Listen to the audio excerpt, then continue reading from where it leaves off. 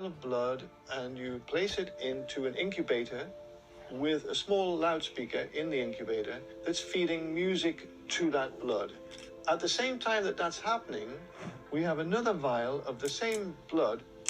We have a Faraday cage, which is electromagnetically screened, but it's also a very, very quiet environment. So that blood is not receiving any music, it's just receiving quiet.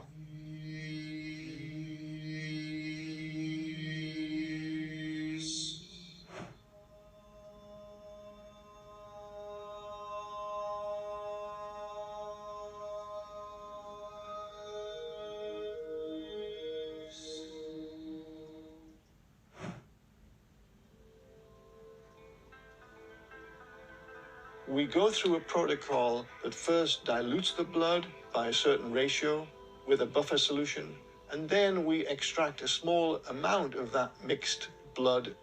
When we put that blood into the cell counter, it will tell us how many cells are actually live and what the term is viable.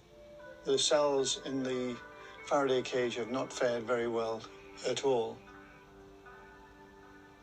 Mostly dead. But if the cells are dead, that means that the cells from the tube that got exposed to my voice, they'll be dead too. I mean, it's the same blood.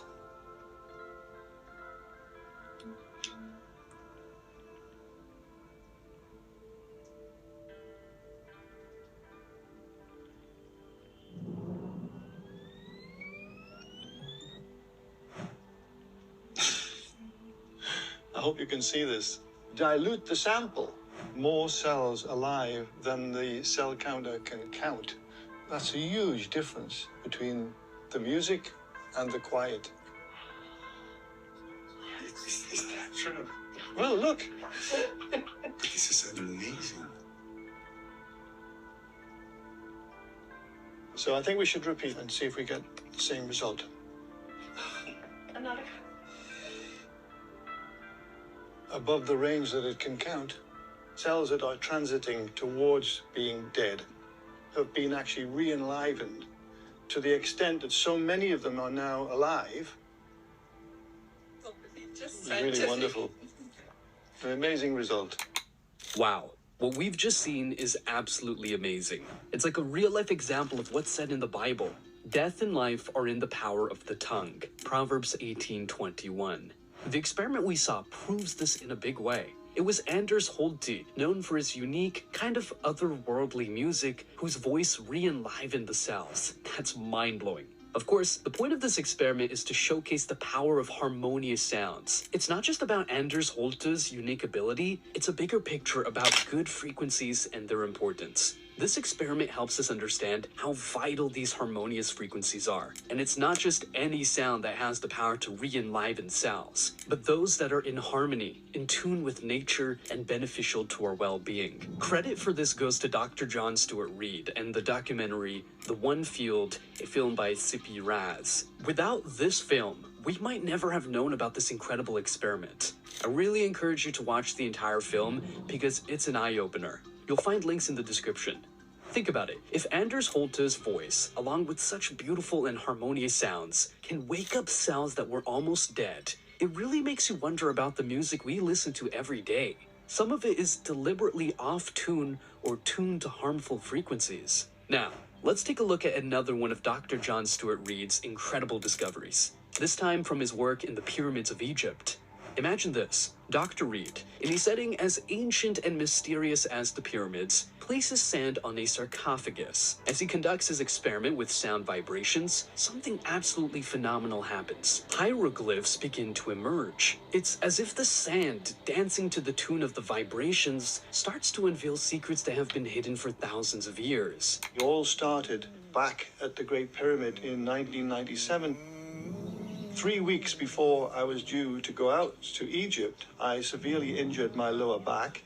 I thought I would have to cancel the whole mission, but somehow I managed to get into the pyramid. Other people carried the equipment.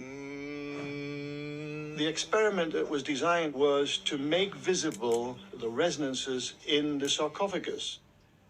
I set up the experiment, then I stretched PVC membrane across the open top of the sarcophagus.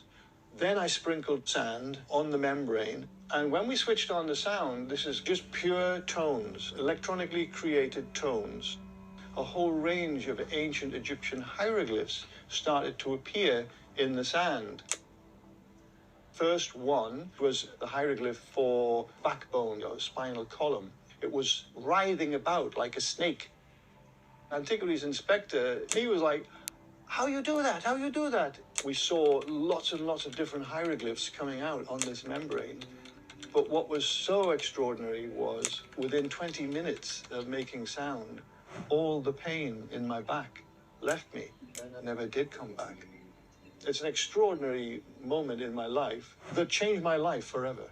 The remarkable healing Dr. John Stuart Reed experienced in the Great Pyramid strongly underscores the therapeutic potential of sound. His sudden relief from chronic back pain serves as a compelling testament to how sound frequencies can directly and significantly impact our physical health. This breakthrough opens thrilling new research possibilities in sound therapy and holistic healing, suggesting that sound is not just an abstract concept, but a practical tool for addressing physical health issues. This leads us to revisit the role of sound in ancient architecture. The Great Pyramid, renowned for its precision in both architecture and astronomy, may also have been intentionally designed with an intricate understanding of acoustics. Could it be that this iconic structure was more than a tomb or monument? Perhaps it served as an advanced resonant chamber for healing purposes, or other functions that we're yet to fully comprehend. The emergence of hieroglyphs in response to sound vibrations in Dr. Reed's experiment hints that the ancient Egyptians might have encoded a sophisticated understanding of sound's effects in their writing and architecture. This revelation could radically transform our understanding of ancient civilizations, suggesting they had a profound grasp of the physical and metaphysical aspects of sound. But if music and sound hold such power that they can reanimate blood cells, as seen in the previous experiment, or heal Dr. Reed's back permanently, it raises a critical question. What effect does the music we listen to, the music that's promoted everywhere, have on us?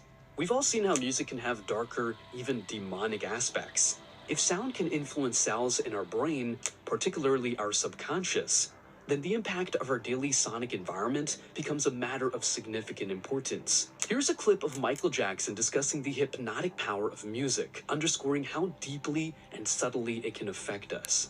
Singers, when they sing songs, it's like a mantra. You repeat a chorus over and over and over. So when a kid hears a song and he starts singing that chorus over and over and over, then you start to hear it in the alpha state to the subconscious mind.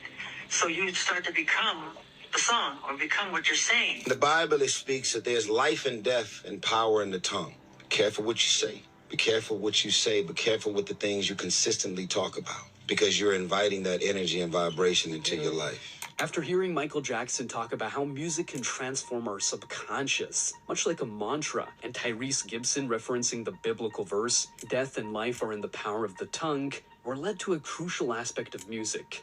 It's tuning. It's widely discussed that the standard tuning frequency for music has been shifted from its original tone, a change attributed to decisions made by entities like the Rockefeller Foundation. This shift in frequency may seem minor, but its implications are profound.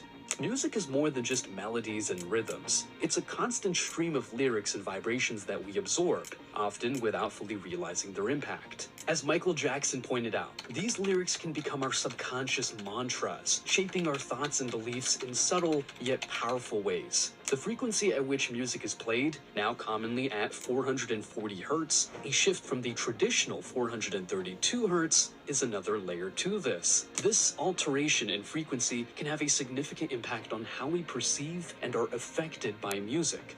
We're essentially facing a double challenge: lyrics that can unconsciously influence our mindset, and frequencies that might be affecting our well-being at a cellular level. This realization calls for a more conscious approach to the music we choose to listen to. Instead of passively consuming mainstream music, which may be crafted to be addictive or carry certain subliminal messages, we can opt for alternatives. Indie music, or any genre that maintains the integrity of sound and lyrical positivity, can be a healthier choice. By selecting music tuned to more harmonious frequencies, such as the original 432 Hz, we can foster positive emotions like love,